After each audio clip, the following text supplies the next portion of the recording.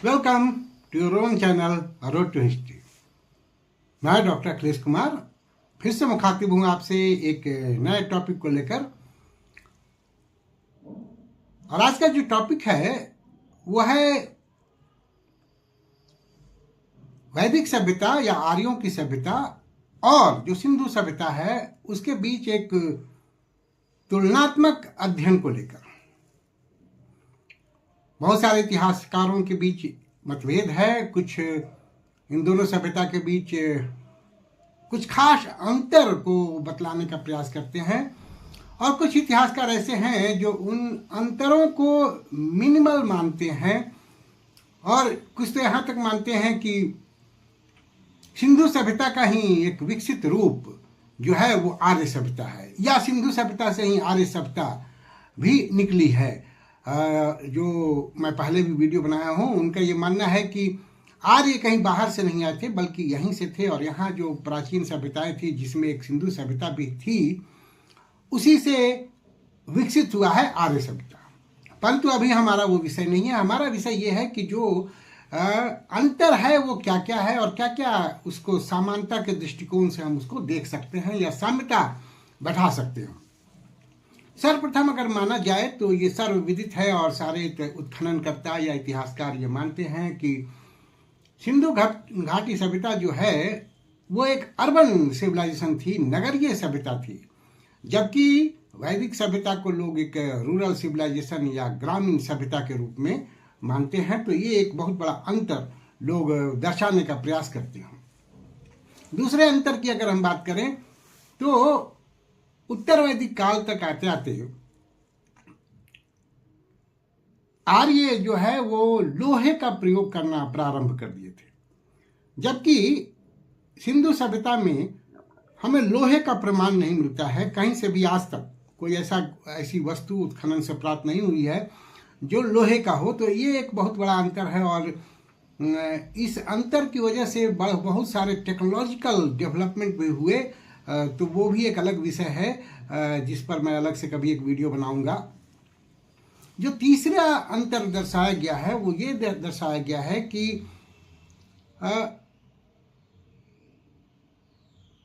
सिंधु सभ्यता में मूर्ति पूजा के प्रमाण मिलते हैं। बहुत सारे मातृदेवी की मूर्तियां प्राप्त हुई है उत्खनन से और उस तरह का कोई एक सटीक प्रमाण हमको वैदिक सभ्यता में मूर्ति पूजा का प्राप्त नहीं होता है।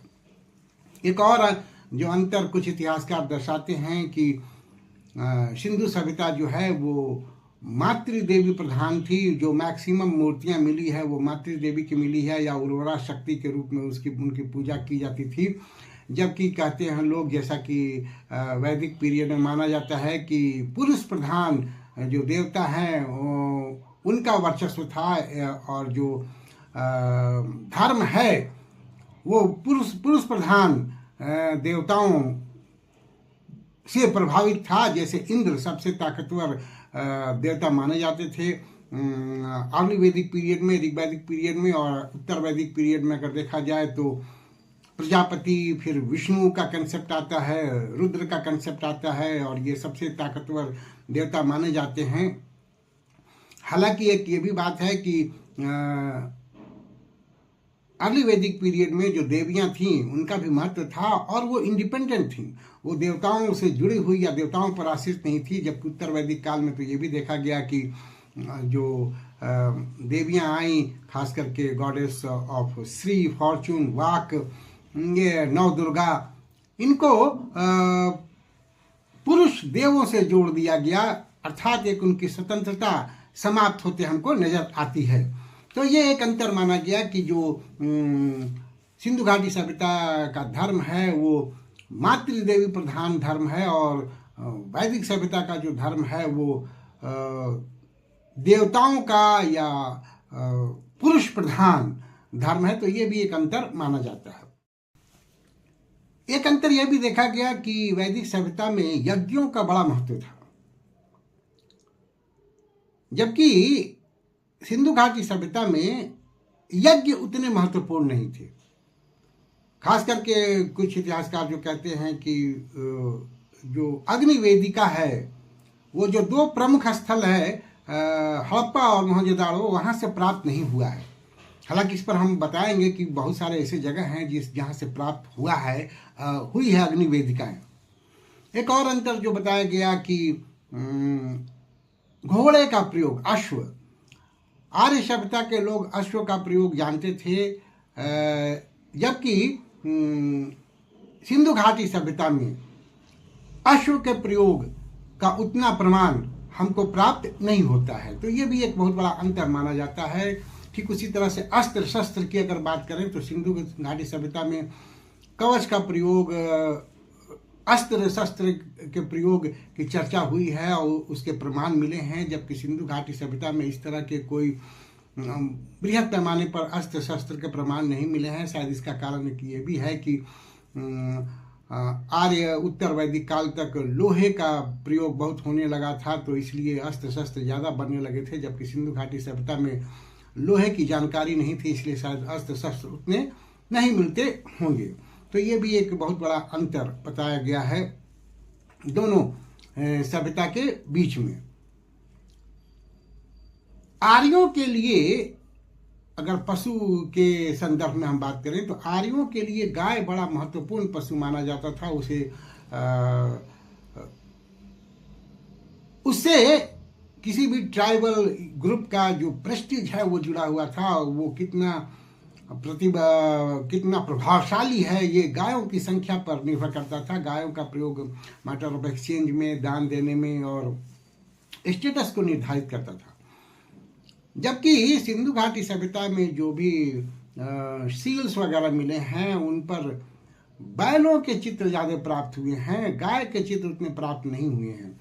अर्थात जो सिंधु घाटी सभ्यता में है उसमें बैल का ज़्यादा इम्पोर्टेंस था, और हड़प्पा आर्यों की सभ्यता में या वैदिक सभ्यता में गाय का इम्पोर्टेंस बहुत ज़्यादा था। तो ये भी एक अंतर इतिहासकारों के अनुसार है दोनों सभ्यता के बीच में। सिंधु सभ्यता में व्याघ्र और हाथी, इनके भी चित्र अंकित हमको प्राप्त हुए हैं जो विभिन्न जगहों पर अंकित किए गए हैं, जबकि आर्यों की सभ्यता में व्याघ्र का कोई जिक्र नहीं है।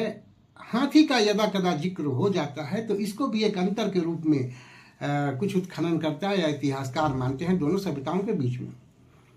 जहाँ तक लेखन कला की बात है तो ये माना गया है कि सिंधु वासियों के पास एक लेखन कला थी, एक स्क्रिप्ट थी। हालांकि हम उसको अभी तक पढ़ नहीं पाए हैं, लेकिन आर्य के काल में उस तरह के कोई सटीक प्रमाण हमको प्राप्त नहीं हुए हैं जिससे ये कहा जा सके कि उनके पास भी कोई लेखन कला थी।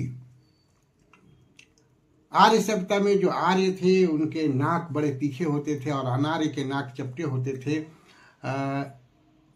जबकि अगर देखा जाए तो सिंधु घाटी सभ्यता में जो तस्वीरें प्राप्त हुई है, जो अंकित की गई है विभिन्न जगहों पे, उसमें भी नाक चपटे दर्शाए गए हैं। तो इसको भी एक अंतर के रूप में लोग मानते हैं और एक तुलनात्मक दृष्टि से इसको लोग देखते हैं। बाद में कुछ विद्वानों ने यह प्रमाणित करने का प्रयास किया कि ये जो अंतर इतना ज़्यादा दर्शाया गया है, इतने सारे अंतर है नहीं। हड़प्पा सभ्यता में बहुत सारी जो चीज़ें प्राप्त हुई है और आर्यों की सभ्यता में वो प्राप्त नहीं हुई है। तो आर्यों की सभ्यता में उन चीज़ों का बृहद पैमाने पर प्राप्त नहीं होना इस बात को नहीं दर्शाता है कि उन चीज़ों से वो परिचित नहीं थे। हो सकता है कि वो बहुत ज़्यादा उपयोग में नहीं रहा हो। तो बहुत सारे विद्वान ऐसे हैं जो इस अंतर को कमतर करने का प्रयास करते हैं। टी.एन. रामचंद्रन, केदारनाथ शास्त्री, ए.डी. पुसालकर, बुद्ध प्रकाश, एस.आर. राव, ये ऐसे कुछ विद्वान हैं जो इस अंतर को कम करने का प्रयास किए और विभिन्न उत्खननों को इसका आधार बनाए।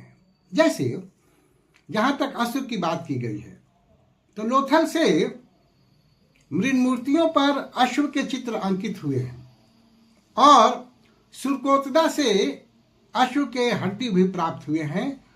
तो ये जो एक अंतर दर्शाया गया कि सिंधु घाटी सभ्यता के लोगों को घोड़े की जानकारी नहीं थी, इस अंतर को ये विद्वान नहीं मानते हैं। उनका मानना है कि सिंधु घाटी सभ्यता के लोगों को भी घोड़ों की जानकारी थी। व्हीलर ने मोहनजोदाड़ो में जो एक स्ट्रक्चर प्राप्त किया जिसको वो मंदिर कहते हैं, हालांकि ये तो डिबेट है, लेकिन वहां से एक राख युक्त आयताकार अग्नि वेदिका भी प्राप्त हुई, जिसको बुद्ध प्रकाश ये मानते हैं कि यहाँ कुछ यज्ञ जैसा चीज होता होगा। कालीबंगा लोथल से भी अग्नि वेदिका प्राप्त हुई है। तो जो ये कहा गया कि आर्य लोग यज्ञों से परिचित थे और सिंधु घाटी सभ्यता में यज्ञों का प्रमाण नहीं था, तो कुछ विद्वान कहते हैं कि भले ही बड़े पैमाने पर यज्ञ नहीं होता होगा सिंधु घाटी सभ्यता में, लेकिन इन अग्नि वेदिकाओं के प्राप्त होने से इस बात की सूचना जरूर होती है कि कुछ यज्ञ जैसा चीज वो लोग भी करते होंगे। जो विशाल स्नानागार मिला है, कुछ विद्वानों के अनुसार ये मानना है कि सोम यज्ञ संभवतः किया जाता होगा और उस सोम यज्ञ के बाद सामूहिक स्नान का कुछ प्रयोजन इस विशाल स्नानागार में जो मोहनजोदाड़ो से प्राप्त हुआ है होता होगा। तो इस तरह के यज्ञ के प्रमाण को प्रमाणित करने का प्रयास विद्वानों के द्वारा किया गया है। कुछ वहाँ जो मृदभांड मिले हैं, तो बुद्ध प्रकाश का मानना है कि शायद पिंडदान संबंधित कोई प्रयोजन वहाँ होता होगा, यज्ञ वगैरह वहाँ होता होगा, पिंडदान लोग करते होंगे। तो ये एक समानता है आर्यों की सभ्यता से। तो इस चीज को हम एक अंतर के रूप में नहीं देख सकते हैं। भले ही इंटेंसिटी अलग होगी, कम होगी या ज्यादा होगी, लेकिन ऐसा नहीं है कि सिंधु घाटी सभ्यता के लोग यज्ञों से अपरिचित थे, ऐसा कुछ इतिहासकारों का, विद्वानों का मानना है। कुछ विद्वान ऐसे हैं जो शवोत्सर्ग की जो अवधारणा है दोनों सभ्यता में, उसमें भी कुछ समानता दिखाने का प्रयास करते हैं।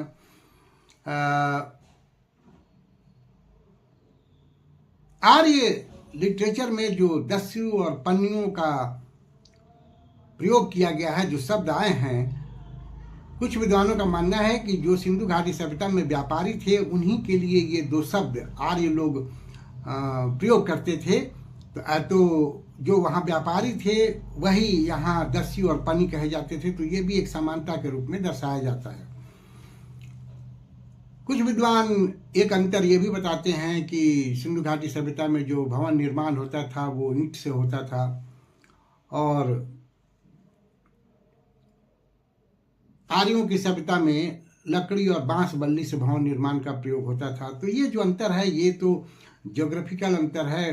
पहले जहाँ सिंधु घाटी सभ्यता के लोग रहते थे वहाँ ईंट निर्माण जंगल वगैरह के कारण होता था। बाद में जो शिफ्ट हो गए, उनका माइग्रेशन हो गया, जो दूसरे जगह आ गए, तो में भी वहाँ ईंट बनाने की इतनी सुविधा नहीं रही होगी। तो ये ऐसा हो सकता है। इन तुलनाओं के आधार पर और विद्वान गण जो है अपने मत के आधार पर इस निष्कर्ष पर पहुंचते हैं कि इन दोनों सभ्यताओं को हम अलगा कर नहीं देख सकते हैं, बल्कि दोनों सभ्यताएं जो है उसको हम एक दूसरे के पूरक के रूप में भी देख सकते हैं।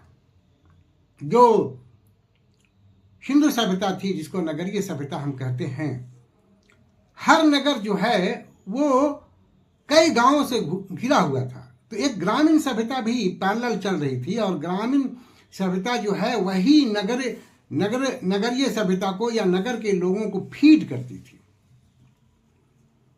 तो एक इसको साहित्यिक और सांस्कृतिक पक्ष के रूप में देख सकते हैं हम। और बाद में जो आर्य सभ्यता आई, जिसको हम ग्रामीण सभ्यता कहते हैं, तो ये हो सकता है कि जो सिंधु घाटी सभ्यता के में जो दो तरह की संस्कृति एक साथ चल रही थी, एक नगरों की सभ्यता एक संस्कृति, एक ग्रामीण सभ्यता और संस्कृति, तो जो ग्रामीण सभ्यता और संस्कृति थी उसी का एक इवोल्यूशन या उसी का एक रूप आर्य सभ्यता के रूप में हमारे सामने आया हो। या जो ऐसा राव का मानना है या कुछ विद्वानों का मानना है कि जो अंतिम समय आया, जिसको कि सिंधु घाटी सभ्यता के पतन का काल कहते हैं, उसमें देखा गया कि जो एक नगरीय फीचर होता है वो धीरे धीरे फीचर समाप्त हो रहे थे। मोहनजोदाड़ो या हड़प्पा का जो सर्वेक्षण किया गया, जिगजैग रोड बनने लगे, उस तरह से यूनिफॉर्मिटी नहीं थी, किस तरह से जो नए मकान वगैरह बन रहे थे तो जो पुराने ईंटें थे उन्हीं का पुनः इस्तेमाल किया जा रहा था। तो एक जो नगरीय सभ्यता के जो फीचर्स थे उसका ह्रास हो रहा था, उसका डिग्रेडेशन हो रहा था और धीरे धीरे वो ग्रामीण सभ्यता की तरफ जा रहा था।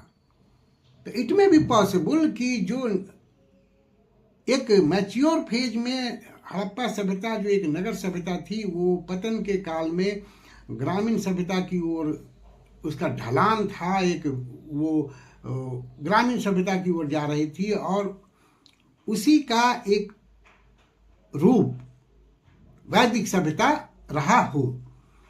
तो साक्ष्यों के अभाव में निश्चित रूप से कुछ कहा नहीं जा सकता है, लेकिन भले ही इन दोनों सभ्यताओं में बहुत सारे अंतर हैं, लेकिन बहुत सारी समानताएं भी हमको देखने को मिलती है और दोनों ही संस्कृतियों को एक विश्लेषण के दृष्टिकोण से और अच्छे ढंग से एक अच्छी समझदारी के साथ समझने की आवश्यकता है। आज के इस वीडियो में इतना ही। उम्मीद है कि आपको ये वीडियो अच्छा लगेगा। अच्छा लगे तो आप इसको देखें और अपने दोस्तों को सजेस्ट करें और मेरे चैनल को सब्सक्राइब करें। Thank you for watching me. See you again with a new video.